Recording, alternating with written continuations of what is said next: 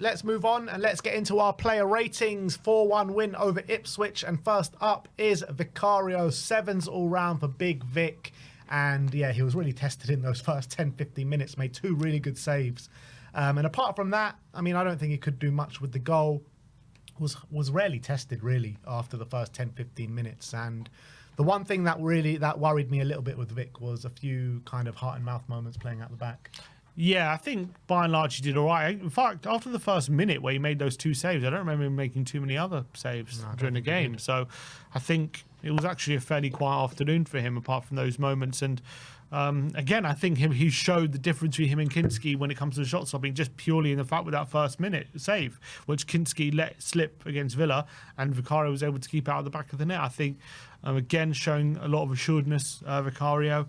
And yeah, I thought another solid display from him. Not too much to do, but I think he marshalled the defence pretty well. Jed Spence, Sim gives him a 9. I gave him an 8. Really good performance from Jed. Yeah, did kind of...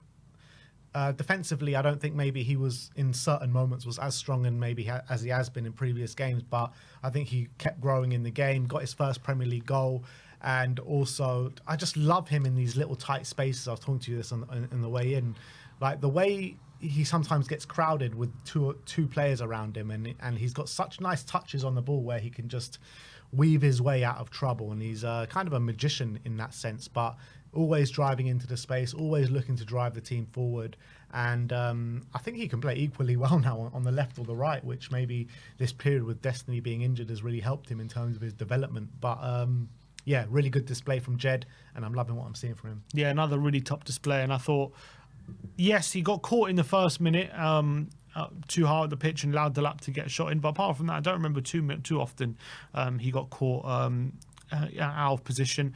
I thought, again, such a threat going forward. I thought, obviously, the way he linked up with Maddison for the goal was absolutely brilliant. And I agree with you. He's so strong and so quick. And his decision-making, these tight spaces, like he plays on instinct a lot. And he seems to just, every time, get his way out of trouble. And players really struggle to deal with him with his physical profile. And he finds it easy sometimes just to breeze past players because of it. And I thought yesterday, another top display. I thought defensively again, I thought he was really, really top notch. And when he went over to the left, I thought he even looked better than he was on the right. And yeah, so great from Jed. Really loving him at the moment. He's just so consistent and can't put a foot wrong at the moment. Yeah.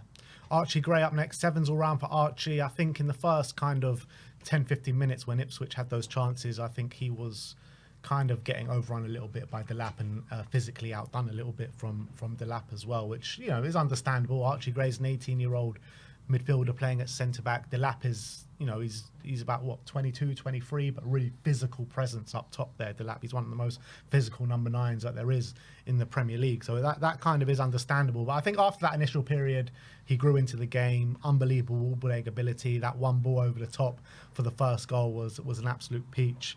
And again, he's another player that loves to work in those tight spaces as well. The amount of times that we're playing it out the back and the other team are like kind of pressing us and he's just able to like wriggle his way out of positions. Nice little quick pass. And I think he showed that yesterday again. Yeah, I think he did struggle for the opening 5 minutes, and I do think Delap was targeting him a bit and was getting the better of him on a few occasions. But I think once that period happened, I think Gray did really grow into the game and he made sure that he didn't allow that to happen again. And in fact, I think he started to play Delap up against the referee a lot, and all of a sudden when Delap was getting too close to him and he was shoving him, he would go down and he would buy a free kick cleverly, and he would also, I saw there was one moment he was going up to the referee once Delap fouled him and he was saying how many times, like he was putting pressure on the referee to book Delap and put him in trouble. And I think that played on Delap's mind a bit sometimes. And I thought Delap was nowhere near the threat in the second half as he was in the first half. And I think a lot of that was down to how Gray was managing him during the game. So credit to him, but obviously he's a bit lucky. We'll probably win at least 1-0 down in the first 5 minutes. But as you say, also that peach of a ball for the first goal, really, that bit of quality really opened up the game for us. Yeah, absolutely. Kevin Danso up next. 8s all round for Danso, and I'm loving the look of this guy. I wasn't quite sure of him after the Villa game, but in these last 2 performances, he's really won me over, and I think he's one of the majority of the fans over as well. Songs were bursting out for him in the away end yesterday, and you know, he seemed to really love it and kind of thrive off it. And he's such an aggressive player. He gets up the pitch as well, so strong at the back, built like an ox. And I think he's like had the kind of perfect Romero replacement. When Romero's injured, he kind of gives us that aggressive element at the back that we miss desperately when Romero's not there. Yeah, and I just love his bravery, his fearlessness, takes on all comers. I thought there were times in the first half he was struggling a bit. He was giving away some stupid free kicks, and obviously he didn't cover himself much glory with the goal. But I think on the flip side of that, with anyone going with a one-on-one duel with him, he knows he's coming out on top. He knows he backs himself to physically overpower them. And also on the ball, he's underrated. I think his passing's not the best, but I also think the way he connects with other players, he looks for combinations. He's not scared to go out wide and look for a 1-2 with the fullback. He's not scared to step into midfield and be an option to receive the ball in a difficult situation. He's not scared of these situations, and that really, really helps when we're trying to build up from the back. And yes, he might not have had does he have that pass that Gray had to Son? Maybe not, but what he does have is those little intricate passing combinations, and that's something that we don't really have at the moment in our centre-back options, I think, with his ability. So really, really encouraging, and I thought defensively, come the second half, he had really grown into the game, was dominating those duels. So another top display from him, and he's growing every game, and I'm really liking him. I'm really liking Danso at the moment, and he's really growing into this team. And he should have won a penalty as well. And he should have won a penalty. I don't know if we spoke about that. No, I don't think so. But also, he's also becoming a leader at the back as well. You can see him marshalling people around. I think he's one of the louder voices, him and Vicario at the back at the moment. I think him knowing he's 26, he's the senior player at the back there. Yeah. And I think he's playing like it. And it's great to see that only after 4 games he's taken on that role as well, which is brilliant to see. Destiny Udogie up next. 7s all round for Destiny. It was so great to see him back, wasn't it? At left back, first start. First actually minutes back since coming back from his injury. And I think straight from the off, after that initial period that Ipswich had, I felt like he was like a bit of a bull in a china shop. He was bulldozing down that left-hand side. He was getting in behind. Probably a goal should have come from some of his good work that he was doing. So aggressive in the defensive aspect. He was tackling, he was winning his duels. I think he tired a bit after the first half, which is probably expected after so long out. But it was great to see him back, and I thought it was a really good first half display.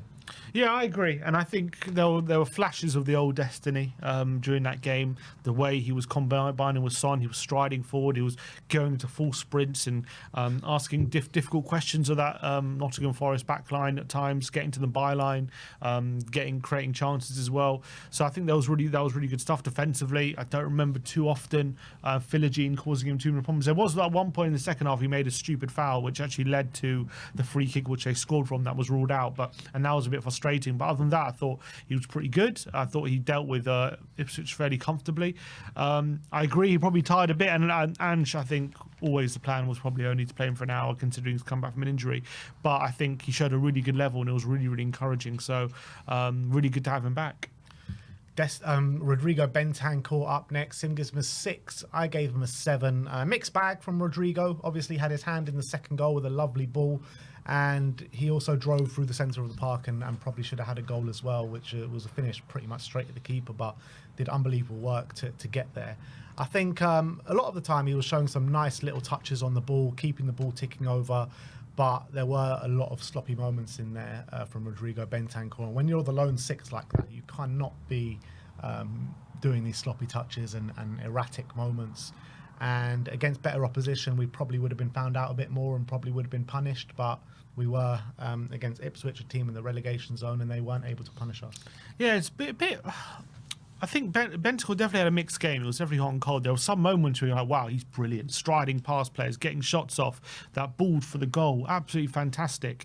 And then there are just some moments like he just doesn't look right. Like in the first minute where he's being breezed past by Kajuste and they opened him up. There's a moment in the second half, he wins the ball on the edge of our own box and he tries to play a quick ball out and just gives it away sloppily and puts us back under pressure. And he did that 1 or 2 times in the game. And I do feel like still, I know it's been a while since he picked up that ACL that kept him out for the best part of a year, but I still feel like he has I don't remember him being breezed past so easily before that injury. Like I felt like before that he could go toe to toe with most midfielders and they would struggle to get past him. And now I'm looking at him and it's it's too easy sometimes to breeze past him. I think what he does have in his locker, which really bails him out of a lot of situations, is he's very good at reading the game, and he puts himself in really good positions. And what that means is he's very good at nicking the ball in the centre, and he's very good at reading where the pass is going to go. He can nip in and get us on the front foot, and that's maybe what's keeping him in the team ahead of maybe that's what's keeping him in the team ahead of Basuma at the moment. But he's just got to work on making sure it's not so easy to just breeze past in the centre of midfield, because at the moment it's making us a bit too open in that area where he is, and it's meaning that spot can sometimes be a bit exposed, and he's got to work on that. But it's just something that I think has been a problem that I've identified since he's come back from that injury. It's never really got back to the level still off the ball that it was. Yeah, I do agree with that. But even with these kind of flaws that you're talking about, he seems to have lost complete trust in Basuma. Basuma can't get a start at the moment. Yeah, he seems to favour Bentancur at the moment, which I wonder if Basuma's got to battle his way back in the team if he wants that spot, for sure. Lucas Bergvall up next. The phenomenon that is Lucas Bergvall. 8 all round for Lucas, and I thought he was brilliant in this game. He seemed to grow in stature in the game as the game wore on. Second half, I thought he was untouchable, really, for the most part. He was getting the ball, he was driving, he was taking it past players. He was pretty much untouchable in that second half. I thought he took a while to get his rhythm and get going in the game, but once he did, you just couldn't stop him. And there was that one moment where he just drove through the middle of the park. No Ipswich player could touch him, and Brennan Johnson should have been finishing that for the hat-trick. But I love watching this man play. I really do.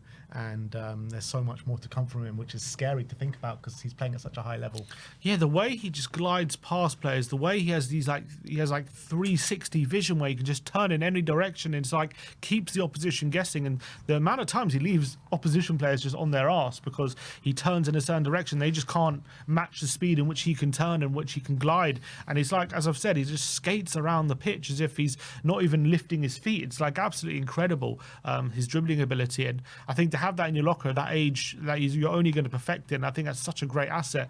His passing range is improving with every game, and he seems to have such a really good base level performance at the moment where he's so consistent. He's playing at such a really great level, and he's such a delight to watch as well. He does some things. He did this ball roll flick in the middle of the park which nutmegged one of the Forest players that set Tottenham up on an attack, and that was also brilliant to watch as well. I think he's growing so well into the Premier League, and really, really nice stuff.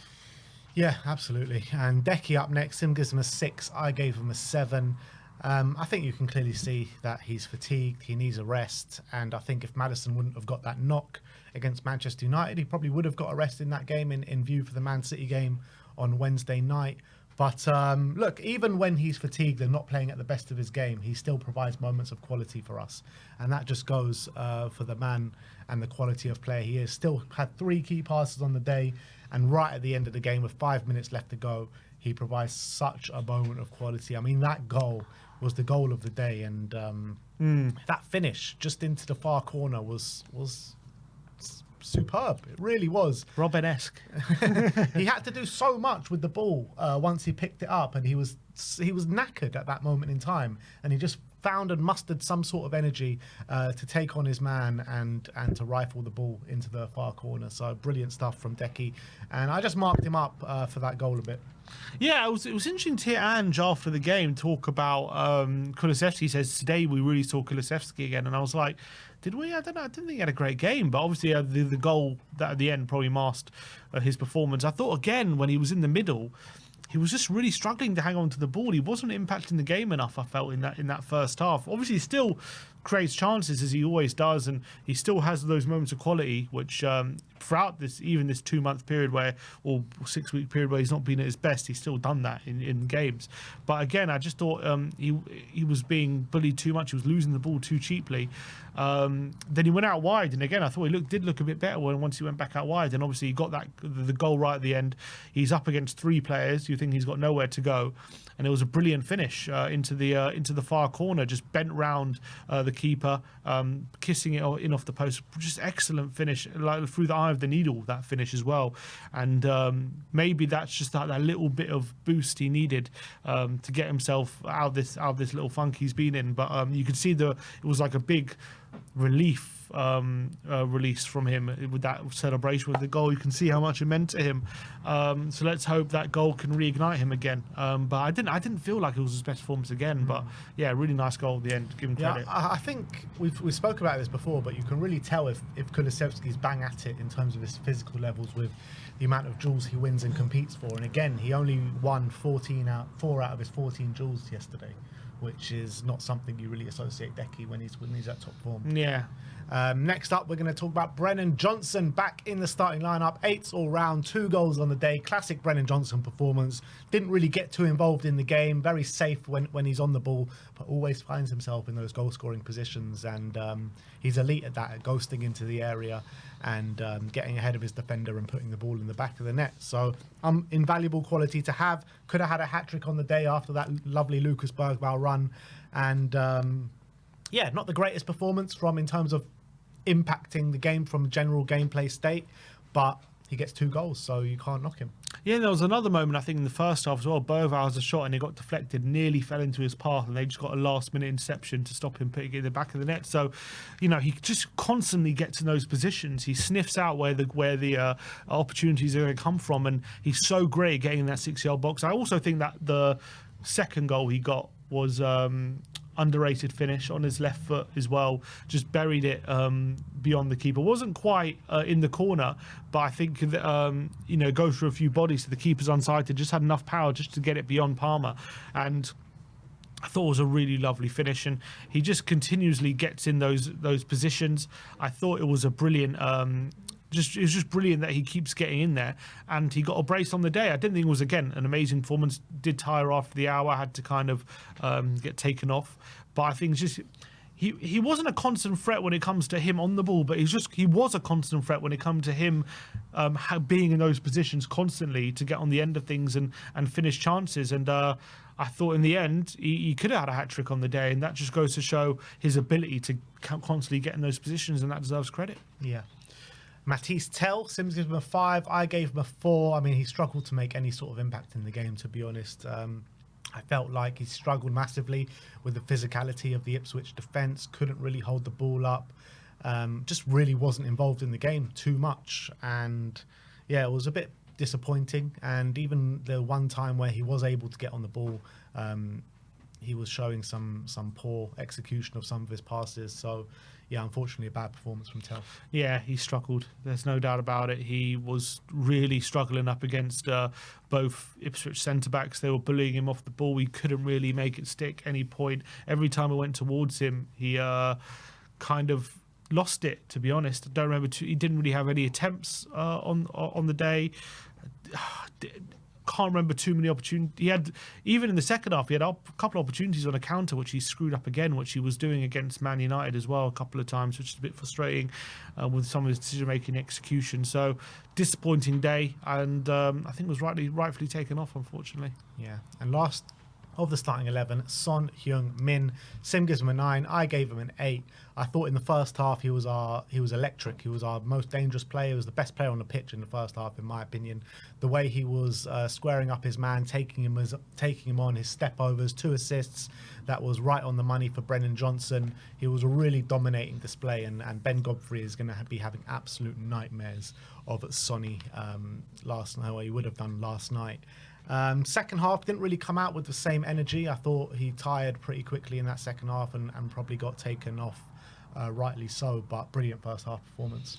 Yeah, I thought he was, as Ange said, he was unplayable in that first half, and I think that's absolutely right. It's not just the assists he got, which on the ball was absolutely fantastic, the way he took Godfrey on and the way Godfrey can cope with. It's also the timing of the runs, the way he runs into that space, and he's so hard to track and he's so hard to stop. And I thought Ipswich were having nightmares about him. He was actually linking up really well with Doggy as well. He was doing really brilliant stuff in general play, and he was just such a live wire. It's so great to see Sonny in this kind of form and playing this kind of way, because he's when he's playing in this kind of way, he's perfect for what Ange wants in terms of his ability to get that ball across the face of goal, create those chances. And Godfrey ended up getting booked as well. He just couldn't live with Sonny, and brilliant first half. Second half wasn't maybe as effective, but I thought obviously the damage was done, and I still think he was providing a bit of a threat down that left-hand side, but wasn't obviously as threatening as he was in the first half, but I just thought he was outstanding.